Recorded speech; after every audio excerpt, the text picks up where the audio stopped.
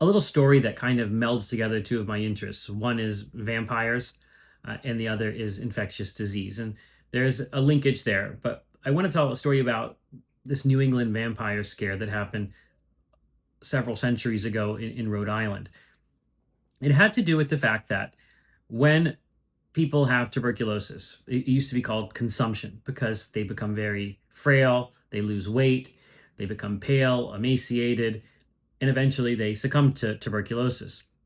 So they're sort of wasting away as if something is feeding on them. And we know now that that's the bacteria causing an infection, leading to lots of chemicals being secreted by the immune system that have that impact on your weight and how you look and how you feel.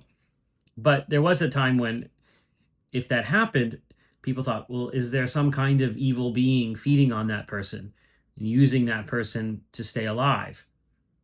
And hence this vampire scare or this idea of vampires, which eventually finds its way into Bram Stoker's mind and becomes the novel Dracula.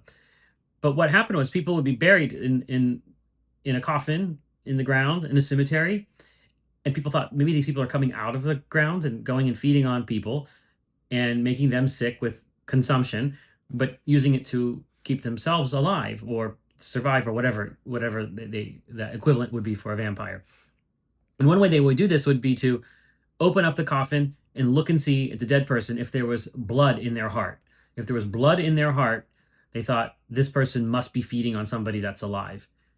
And that's a weird myth about tuberculosis that took hold and caused this vampire scare in I think in the 1800s in Rhode Island and in New England, which then Bram Stoker kind of took, and there's themes with infection when you read the novel Dracula, but tuberculosis was one of um, the inspirations for that. And I think it's interesting because tuberculosis is the inspiration for many things, not just Bram Stoker's Dracula, but La Traviata, the famous opera, also the famous opera La Boheme, many other plays like A Long Day's Journey into Night.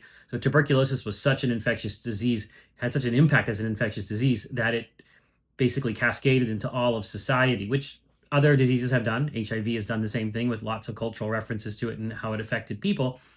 Same thing probably will happen with COVID to some extent. But tuberculosis is still the number one infectious disease killer and was the number one infectious disease killer for a long time. So it's not surprising that it's left a mark in literature and arts as well as in medicine.